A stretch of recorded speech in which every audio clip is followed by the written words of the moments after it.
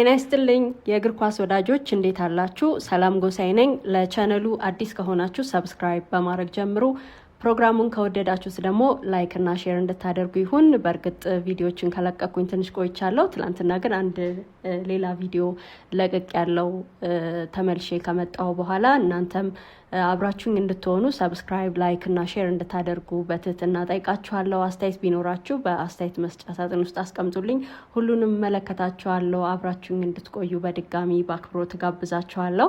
ዛሬ በቼልሲ የጎል ድርቅ ምክንያቱ ምንድነው የሚለውን ነገር እንመለከታለን። ቼልሲ እንግዲህ በመጨረሻ ጨዋታዎቹ በሶስቱ ማለት ነው መሸነፍ ብቻ አይደለም፣ በእነዛ 3 ተከታታይ ጨዋታዎች ጎል አላስቆጠረም። ከኒውካስል ጋር በነበረው ጨዋታ 1-0 ተሸንፏል። ከፔዤ ጋር በቻምፒየንስ ሊግ የነበረው የመልስ ጨዋታ እንደዚሁ 3-0 በሆነ ውጤት ነው የተሸነፈው። ደግሞ በፕሪሚየር ሊግ እንደገና በኤቨርተን ከኢንተርናሽናል ብሬክ በፊት ያደረገውን የመጨረሻ ጨዋታ 3-0 በሆነ ውጤት ነው የተሸነፈው። መሸነፉ ብቻ አይደለም፣ አሁን በቼልሲ ደግሞ አሁን ጎል ሳያስቆጥር እየወጣ ነው ያለውና በቼልሲ የጎል ድርቅ መጥቷል። ምክንያቱ ግን ምን ሊሆን ይችላል የሚለውን ነገር በጥቂቱ እንመለከታለን። እንግዲህ የቼልሲ ማጥቃት በእነዚህ ጨዋታዎች በጣም ተዳክሞ ታይቷል። ከምን ጊዜውም በላይ እንግዲህ ማጥቃቱ በጣም የከፋ ጊዜ ላይ እንዳለ ማስተዋል ይቻላል። ባለፉት 3 የመጨረሻ ጨዋታዎች በተለይ ደግሞ በ3ቱ እና ቁልፍ እድሎችን አይጠቀምም። በራስ መተማመኑ ወርዷል። እናም በጥቂት ጨዋታዎች ላይ ብቻ ያደርገው የነበረውን ነገር አሁንም በድጋሚ ተመልሶ የጎል ድርቅ መጥቶታል። አያስቆጥርም ሲባል የሚያስቆጥር አሳምኖ የሚያሸንፍ ቡድን እንመለከታለን። ከዛ ባለፈ ደግሞ እንደዚህ ጎል ሳያስቆጥር የሚወጣባቸው ጨዋታዎች በዝተዋል እና ደግሞ ከአንዳንድ ምክንያቶች አንጻር ስንመለከተው ቼልሲ በጥቂት ተጫዋቾች ላይ ብቻ ጥገኛ መሆኑንም እየተመለከትን ነው። አሁን ያንን እያስተዋልን ያለ ነው። አሁን በቼልሲ የጎል ድርቅ አለ ለ3 ጨዋታዎችም ቢሆን እንግዲህ በዚህ የውድድር ዘመን የተከላካይ መስመሩ ተሰባሪ ነው። ያንን ተመልክተናል። የዲሲፕሊን ጉዳይ ሌላኛው ችግር ነው። ተጫዋቾች ሲሊ ነገር እየሰሩ በቀይ ካርድ ሲወጡ እንመለከታለን። በእርግጥ ይሄ መጥፎ ታክሎች ወርደው ምናምን አይደለም። በአብዛኞቹ ይሄንን የቢጫ ካርድ ወይም በ2 ቢጫ በቀይ የሚወጡበት መንገድ በጣም ማስወገድ የሚችሉት አይነት ስህተት እየሰሩ ነው የሚወጡት። ግን ለማንኛውም ዞሮ ዞሮ ቡድኑን መጉዳቱ አይቀርም እና ጎል ማስቆጠር አቅቶታል። ይሄ ቡድን ጎል ይቆጠርበታል። ተከላካይ መስመሩ ተሰባሪ ነው። ከዛ ደግሞ በዚህ ላይ የዲሲፕሊን ነገርም ችግር ሆኖ መጥቷል። ነገር ግን የቡድኑ የማጥቃት ታለንት እነዚህን ነጥቦች ሸፍኖ ቆይቷል ማለት ይቻላል። የተከላካይ መስመሩ ደካማ እንደሆነ ይታወቃል። የዲሲፕሊን ጉዳዩ ማለት ግን ደግሞ ቼልሲ በጣም ታለንት ያላቸው ተጫዋቾች አሉትና በነዛ ተጫዋቾቹ ምክንያት ይሄ የማጥቃት ታለንት ስለነበረ እነዚህን ሸፍኖ ነጥቦቹን ይዞ መውጣት ሲችልም ተመልክተን ነበር። አሁን ግን ተጋላጭ ሆኗል። በእንግሊዝ ፕሪሚየር ሊግ በዚህ የውድድር ዘመን ከዋንጫ ፍክክር ባልተናነሰ የቻምፒየንስ ሊግ ቦታን ይዞ ለማጠናቀቅ የሚደረገው ሩጫ በርከት ያሉ ክለቦችን የሚያሳትፍ ሆኖ ተመልክተናል። በጣም ኮንጀስትድ ሆኖ ታይቷል። እዛ አካባቢ ያለው ነገር በጣም ጥቅጥቅ ያለ ነው። ብዙ ቡድኖች ይሄንን የቻምፒየንስ ሊግ ቦታ ይዞ ለማጠናቀቅ አሁንም ድረስ እድል አላቸው። ከነዛ መካከል ደግሞ እንግዲህ አስተን ቪላ፣ ማንቸስተር ዩናይትድ፣ ሊቨርፑል እና ቼልሲ ይገኙበታል። እነዚህ በዋናነት የሚነሱ ናቸው እንጂ ከነሱ በታች ያሉትን ቡድኖች ነጥባቸው በጣም ተቀራራቢ ስለሆነ እስከ ውድድር ዘመኑ መጨረሻ ድረስ እድል አላቸው። ይሄንን የምንለው ከነዚህ ክለቦች በታች ያሉት በእነሱ ጥንካሬ ሳይሆን አሁን የጠቀስናቸው ቡድኖች የነሱ ድካምም የታችኞቹን እያገዛቸው ነው የሚገኘው። በቅርብ ሳምንታት እንኳን ቼልሲና ሊቨርፑል ነጥቦችን እየጣሉ እየተሸነፉ ተመልክተናቸዋልና ብቻ በዚህ መንገድ እዛ አካባቢ የቻምፒየንስ ሊግ ቦታን ይዞ ለማጠናቀቅ በሚደረገው ጥረት ብዙ ክለቦች የሚፎካከሩበት ቦታ ሆኗል ከዋንጫው ባልተናነሰ። ስለዚህ አሁን ጉዳዩ የነጥብ ብቻ ሳይሆን የጎል ልዩነትም ቢሆን በጣም ትልቅ ዋጋ እንዳለው እየተመለከትን ያለ ነው። እንግዲህ ምስጋና ለዦአው ፔድሮ ይግባና በልዩነት እሱን ማንሳት ስለሚያስፈልግ ነው። የቼልሲ የጎል ልዩነት አሁን 15 ነው። ማንቸስተር ዩናይትድ 13፣ ሊቨርፑል 8 እና ደግሞ አስተን ቪላ 5 ነው ያላቸውና ከነጥብ ባለፈ ይሄ የጎል ልዩነት በጣም ትልቅ ለውጥ የሚፈጥር ይሆናል በመጨረሻም በደረጃ ሰንጠረዡና ቼልሲ እዚህ ቁጥር ላይ የደረሰው በደህናው ጊዜ ነበር ማለት ይቻላል።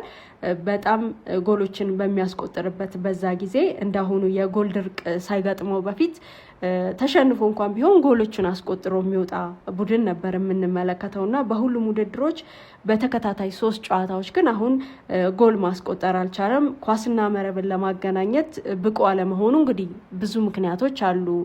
መቼም አንድ ቡድን በዚህ መጠን ሲወርድ ወይም በተከታታይ እንዲህ ያሉ ነገሮች ሲፈጠሩ ምክንያቶች ይኖራሉ። የቼልሲ ጉዳይ ግን በአጠቃላይ የፎርም ብቻ አይመስልም። በአጠቃላይ ከአሰልጣኝ ለውጥ ጋር ተያይዞ የመጡ ብዙ ነገሮች እንዳሉ ማንሳት ይቻላል። በልዩነት ግን አሁን ስለ መጨረሻ 3 ጨዋታዎች እያነሳን ስለሆነ ያለ ነው ስለ ጎል ድርቁ ምክንያቶችን ማንሳት ያስፈልጋል። እንግዲህ የተፈጠሩ እድሎችን ወደ ጎል ከመቀየር መጉደል አንደኛው ትልቁ ምክንያት ነው ብሎ ማንሳት ይቻላል። እድሎችን ይፈጥራሉ፣ ነገር ግን ወደ ጎልነት ደግሞ ኮንቨርት ማድረግ ዋናው ስራ ነው። ያንን እያደረጉ አይደለም አሰልጣኞች። እንግዲህ ቡድን ዋናው ነገሩ እድሎችን መፍጠር ነው፣ እኛ ወደ ጎል ማድረስ ነው ስራችን፣ ከዛ በኋላ የጨራሹ ጉዳይ ነው የሚሉት አለና ቼልሲ እድሎችን ይፈጥራል፣ ግን ደግሞ እነዛን እድሎች ወደ ጎልነት መቀየር በጨዋታዎች ሂደት ይመጣል ብሎ ያምናሉ። ደግሞ በቼልሲ መጥቶ ተመልክተናል፣ ግን ባለፉት ጨዋታዎች ላይ ያንን እየተመለከትን አይደለም። በቼልሲ እድሎች ይፈጠራሉ፣ እድል መፍጠር ላይ አልሰነፉም። ነገር ግን በጎል ፊት አይናፋር መሆን፣ ክሊኒካል መሆን የሚቀረው አይነት ሃይ ኳሊቲዎችን ማባከን የተመለከትንበት ቡድን ነው ማለት ይቻላል። ሌላኛው ምክንያት እንግዲህ በጥቂት ተጫዋቾች ላይ ጥገኛ መሆን ነው። ይሄ ቡድን እንግዲህ የጎል ምንጭ አድርጎ ያሰባቸው ጥቂት ተጫዋቾች በተጋጣሚ ተከላካይ ዌል ዲፌንድድ ከሆኑ በጨዋታ ላይ ማለት ነው እና በእለቱ ጥሩ ፎርም ላይ ካልተገኙ ጉዳት ከመጣ ቡድኑ መቸገሩ አይቀርም እና በቼልሲም እየተመለከትን ያለ ነው ይሄንን ይመስላል። ታክቲካልና ሳይኮሎጂካል ኢሹም አንደኛው ምክንያት እንደሆነ ማንሳት ይቻላል። ቅዝቅዝ ያለ የቢልድ አፕ ጨዋታ ነው አሁን በቼልሲ እየተመለከትን ያለ ነው። የሚደረጉ ፓሶች በአብዛኛው ባክወርድ ናቸው ወይም ደግሞ ሳይድ ዌይስ ናቸው የምንመለከታቸው ቅብብሎች። ያ ደግሞ ከሆነ ቀጥተኝነት ይጎለዋል ማለት ነው። ይሄ ቡድን ፋይናል ተርድ ላይም ቢሆን ማመንታት ይኖራል። በፍጥነት ይሄ ቢልድ አፕ የማይፈጸም ከሆነ ተጫዋቾች ያመነታሉ። ማመንታት ደግሞ ቡድንን ለስተት ማጋለጡ የማይቀር ነው። በጣም ብዙ ዋጋ የሚያስከፍልም እንደሆነ በቼልሲም ተመልክተናል። ድካምና ጉዳት ሌላኛው ምክንያት ነው። እንግዲህ ያለፈው የውድድር ዘመን የጨዋታዎች መደራረብ ብዙ እንደነበር አይተናል። ቼልሲ በክለብ ወርልድ ካፕ ቻምፒየን ይሁን እንጂ ድካምም አትርፏል። ይሄ ቡድን የክለቦች ዋንጫን ማንሳት ብቻ ሳይሆን ድካምም አብሮ ያተረፈ ቡድን እንደሆነ ታውቋል እና ያኔ እንኳን እነዛ ጨዋታዎች ሲደረጉ በዚህ ሲዝን ላይ የሆነ ኢፌክት እንደሚኖረው ግልጽ ነበር፣ ሁላችንም እንደተመለከት ነው። አሁንም እየሆነ ያለው ደግሞ እንደዛ ነው እና ፓልመርን ጨምሮ ጉዳት፣ ድካም፣ ብዙ የጨዋታ ደቂቃዎችን ማድረግ ደግሞ የፐርፎርማንስ ደረጃቸውንም አቃውሶታል ማለት ይቻላል። ይሄ እንደሚመጣ በጣም ግልጽ ነበረ። ተከላካይ መስመር ላይ ያለውም ኢሹ ማጥቃቱን መጉዳቱም አይቀርም። እንግዲህ እግር ኳስ የቡድን ስፖርት ነው። ሁሉም ዲፓርትመንት በሚገባ መያያዝ አለበት። የአንዱ ክፍተት ሌላኛውንም ስለሚጎዳ አሁንም ደካማ የመከላከል ፐርፎርማንስ ቡድኑን ከኋላ እንዲጫወት ያስገድደዋል፣ በጫና ውስጥ እንዲሆንም ያደርገዋልና ከኋላ ኳስ ሲመሰርትም በጣም ስለሆነ ነው የምንመለከተው እና ቢልዳፕ ላይ ይሄም ችግር እንዳለ አብሮ ማንሳት ይቻላል። እንግዲህ ደካማ ኮምፖዠር እና ደግሞ በራስ መተማመን ቡድኑን ጫና ውስጥ ይከተዋል። እንደውም አሁን ሃይ ኳሊቲ እድሎችንም ለመፍጠር እየታገለ ነው የሚገኘው ወይም ደግሞ አጥጋቢ አይደለም ቼልሲ እየፈጠረ ያለው እድል። የታክቲክ ጉዳይም ደግሞ አብሮ ይነሳል እዚህ ጋር። አንድ ቡድን እንግዲህ ጎል እንዳያስቆጥር የሚያደርጉት በጣም በርካታ ምክንያቶች አሉ ካልን አንደኛው በተጋጣሚው ጠንካራ ዲፌንሲቭ ኦርጋናይዜሽን ሊሆን ይችላል። የቼልሲ ግን እንደዛ ብቻ እንዳልሆነ ደግሞ ተመልክተናል። ከደካማ ተጋጣሚዎች ጋር ለወትሮ ከማይፈትኑት ተጋጣሚዎች ጋር ምን አይነት ፐርፎርማንስ እያሳየ እንደወጣ ተመልክተናል እና በተለይ ደግሞ ታክቲካል እና ስትራክቸራል ከሆነ ችግር ጋር አያይዞ ማንሳት ይቻላል። ይሄንን እንግዲህ በኤንሶ ማሬስካ ስር በጣም ደፋር ቡድን ተመልክተናል። ያንን የፔዥን ጠንካራውን ቡድን እንዴት አድርገው እንዳሸነፈው ማንሳት እንችላለን እና ቼልሲ ሲፈልግም እንደዚህ አይነት ጠንካራ ቡድን መሆንን የሚያውቅበታል። አሁን ይሄ ቡድን ከኤንሶ ማሬስካ ወደ ሊያም ሮስ ሲኒየር ተሸጋግሯል እና የአሰልጣኞች ሽግግር አለ። በዚህ መሀል የሚፈጠር ክፍተት አለ። ግን ሊያም ሮስ ሲኒየር ከመጣ በኋላ ከመጀመሪያ 12 ጨዋታዎቹ 8ቱን አሸንፏል። ይሄ ከጫና ነፃ ሆኖ አለመጠበቅንም ያሳየ ነው። ባለመጠበቅ ውስጥ ከጫና ነፃ መሆን ስላለ ያንን አድርጎ እንደነበረ ተመልክተናል። ብቻ ግን ይሄ ሽግግር እዚህ ቡድን ላይ የሆነ ታክቲካልና ስትራክቸራል የሆኑ ችግሮችም እንዳሉት አይተናል። ቼልሲ እንግዲህ በኤንዞ ማሬስካ ስር አይደንቲቲም ስትራክቸርም ነበረ። ይሄ ቡድን የሆነ የራሱ ማንነት ያለው አጫወት ተመልክተናል። ደግሞ የቡድኑ መዋቅር በደንብ ቅርጽ እየያዘ እየመጣ እንደነበረ ተመልክተን ነበር። ግን በመሀል ያው ኤንዞ ማሬስካ ቡድኑን ለቀው ወጥተዋል። ስለዚህ በአዲሱ አሰልጣኝ ስር ደግሞ የሆነ አዲስ ነገር ያመጣል። መቼም አዲስ አሰልጣኝ ሲመጣ ደግሞ በራሱ መንገድ የሆነ ታክቲካል አጀስትመንት መሞከር ይፈልጋል፣ የኔ የሚለውን ነገር ማድረግ ይፈልጋል እና በዚህ መሀል ቡድኑ የነበረበት መዋቅር ወይም ስትራክቸር እየተፋለሰ ይመጣል ማለት ነው እና ሌላኛው ምክንያት ይሄ ሊሆን ይችላል እና የስፒድ ፕሪፓሬሽንም አሁን ጥያቄ አለበት። ይሄ ቡድን ደካማ ቡድን በጨዋታዎች መደራረብ ምክንያት እየተዳከመ የመጣ ቡድን ተመልክተናልና ቼልሲ አስቀድሞ እንግዲህ በዚህ የውድድር ዘመን 3 ጊዜ ነበር ጎል ሳያስቆጥር የወጣው። ከክሪስታል ፓላስ ጋር ያነው የመጀመሪያው ጨዋታ 0-0 የተለያየበት፣ እንዲሁ ከቦርንመዝ ጋር ያደረገው ጨዋታ እና ደግሞ በአርሰናል 1-0 በተሸነፈበት ጨዋታ ነው በመጀመሪያ ጨዋታዎቹ እንግዲህ ጎል ሳያስቆጥር የወጣው። በቅርብ ጊዜ ቼልሲ በጣም አሳምኖ እያሸነፈው ጨዋታ ወይም በምክንያቶች በጣም በጥሩ መንገድ ያሸነፈው ጨዋታ አለ። እንግዲህ እንደምታስታውሱት ቪላን 4-1 ያሸነፈበት ጨዋታ በጣም ጥሩ ነበር የተጫወተው። እዛ ጨዋታ ላይ ጥሩ ከመጫወቱም ባለፈ ደግሞ ጎሎችን አስቆጥሮ ነው የወጣው። 4 የሚደርሱ ጎሎችን ነው ያስቆጠረው ይሄ ቡድን እና ቼልሲ ይህንን ማድረግ እየቻለ ዊኪን ዊክ አውት ለምን እንግዳና ድንገት የሆነ ቪላን በዛ መንገድ ማሸነፍ የሚለው ነገር አሁንም ትልቅ ጥያቄ ነው። ምክንያቱም ቡድኑ ምን ማድረግ እንደሚችል ያሳየ ነው። ቼልሲ በብቸኝነት የሚጠቀስበት አንድ ነገር ካለ በጣም ጥሩ ቡድን መሆንም ይችላል፣ በጣም ደግሞ መጥፎ ቡድንም መሆን ይችላል። ይሄንን በዚህ የውድድር ዘመን በደንብ ተመልክተናል። እንዳልኩት የቅርብ ጊዜው የአስተን ቪላን አሳምኖ ያሸነፈበት ጨዋታ በጣም በጥሩ መንገድ የተጫወተበት እንደሆነ ማንሳት ይቻላል። ግን አሁን እንደ አጋጣሚ እየተመለከት ነው ያንን። ይሄ ለምን ሆነ እሱም ሌላ ጥያቄ ነው። እንግዲህ ቼልሲ እድሎችን እየፈጠረ እንኳን ቢሆን ኮንቨርሽን ሬት ላይ አሁንም ጥያቄ አለበት ይሄ ቡድን። ይህንን ቡድን ማጥቃቱን ለመውቀስ እንግዲህ ተከላካዩንም ማረም በጣም ተገቢ እንደሆነም አይተናል። ቢልዳፕ ላይ በጣም ስሎ ነው ይሄ ቡድን። ተጋጣሚ ፋይናል ተርድ ዘግይቶ መድረስን የሚያመጣ ነው። እንግዲህ ይሄ የተከላካይ ስህተት የቡድኑ ቤስት ፐርፎርመንስ አሁን ጥሩ ፎርሙላ ያለመሆናቸው ደግሞ ሌላኛው ችግር እንደሆነ ማንሳት ይቻላል። እዚህ ጋር ኮል ፓልመር፣ ሞይሴስ ካይሴዶ ቡድኑ በፍጥነት ጎል ጋር ለመድረስ እንግዲህ ካይሴዶ ኢንተርሴፕት የሚያደርጋቸው ኳሶች መነሻ የሆኑ ነበር። ደግሞ የኮል ፓልመር ምርጫዎች ያንን ያግዙ ነበረ። ግን ሁለቱም አሁን ፎርማቸው ወርዶ ተመልክተናል። ሪስ ጄምስ በጉዳት ቡድኑ አጥቶታል ባለፉት ጨዋታዎች። ጄምስ እንግዲህ በጣም ታታሪ ነው። ለተጋጣሚ በጣም አስቸጋሪ ቅድ መሆን የሚችል አይነት ተጫዋች ነው። እንደምታውቁት በተለያየ ቦታ በተለያየ ሚና መሰለፍ ይችላል። በመስመር የቡድን አጋሩን አንደርላፕ በማድረግ ደግሞ እንደ ኮል ፓልመር ያለን ተጫዋች የተጋጣሚን ተከላካይ መረበሽ የሚያውቅበታል። ግራ ሲያጋባም ደግሞ እንመለከተዋለን እና ወደ ሳጥንም የሚያደርጋቸው ክሮሶች ቀላል አይደሉም። ትልቅ የጎል እድል የሚፈጥሩ ናቸው። ያንን እያጣ ነው የሚገኘው። ኤንዞ ፈርናንዴስ እንግዲህ ሃይሊ ቴክኒካል እና ኢንቴሊጀንት ሚድፊልደር ከሚባሉት ውስጥ ነው ይሄ ተጫዋች። እንግዲህ የጨዋታን ፍሎ ኮንትሮል ያደርጋል። ቴምፖ ዲክቴት የሚያደርገው ተጫዋች እርሱ ነው በቼልሲ እና ፕሬስ ሬዚስተንስም እንደሆነ አይተናል።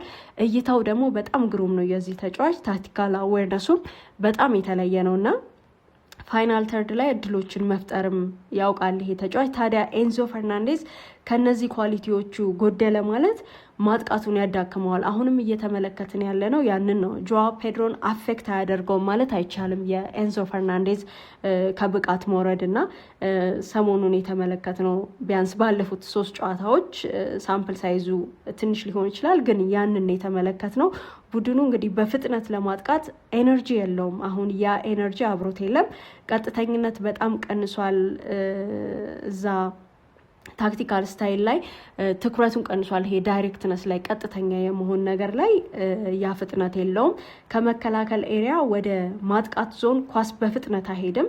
ረጃጅምና ቨርቲካል ፓሶችን ቀንሷል ይሄ ቡድን። አሁን ጆአው ፔድሮን ታርጌት የሚያደርጉ ኳሶች የሉም በቼልሲ ያንን እየተመለከትን አይደለም። በ11 ጨዋታዎች 10 ጎሎችን አስቆጥሮ በጣም ጥሩ ፎርም ላይ የነበረው ጆአው ፔድሮ አሁን በ4 ጨዋታዎች ጎል አላስቆጠረም። ይሄ የጆአው ፔድሮ አቋም ብቻ መውረድ አይደለም፣ በአጠቃላይ በቡድኑ ያሉ ወሳኝ የሚባሉ ተጫዋቾች በወሳኝ ቦታ ላይ ማጥቃቱን የሚያስጀምሩ ተጫዋቾችም አብሮ መውረድ ይሄንን አምጥቷል እና የቼልሲ ዘግይቶ ወደ ማጥቃት መምጣት ተጋጣሚ ያው ተረጋግቶ ጊዜ አግኝቶ መከላከሉን እንዲያደራጅ እያደረገው ነው የሚገኘው። ተጋጣሚን በዚህ እየተጠቀመ ነው ያለው። ቼልሲ ምናልባትም መፍጠር አላቆመ ይሆናል ወይም እድሎችን መፍጠር ቀጥሎም ይሆናል። ነገር ግን ሃይ ኳሊቲ መሆንና ኮንቨርት ከመደረግ የጎደሉ ከሆኑ ጎል ማስቆጠር አሁንም ይቸግራል ማለት ነው ለቼልሲ። አሁን ኢንተርናሽናል ብሬክ ነው። ይሄ ኢንተርናሽናል ብሬክ በጣም ጥሩ ጊዜ ይመጣ ይመስላል በተለይ ለቼልሲ። በእርግጥ ኢንተርናሽናል ብሬክ በጥሩ ፎርም ላይ ላሉ ቡድኖች ከሞመንተም እና ደግሞ ስልተምት ስለሚያወጣቸው ባይመጣ ይመርጣሉ። ግን እንደ ቼልሲ እና ሊቨርፑል ላሉ ቡድኖች ግን ይሄ ኢንተርናሽናል ብሬክ በጣም በጥሩ ጊዜ መጥቷል። እፎይታም የሚሰጣቸው ነው። እንግዲህ ተጫዋቾች በጨዋታዎች ብዛት ተዳክመዋል። ቼልሲ ጎል ለማስቆጠር አሁን ደክሞታል ማለት ይቻላል።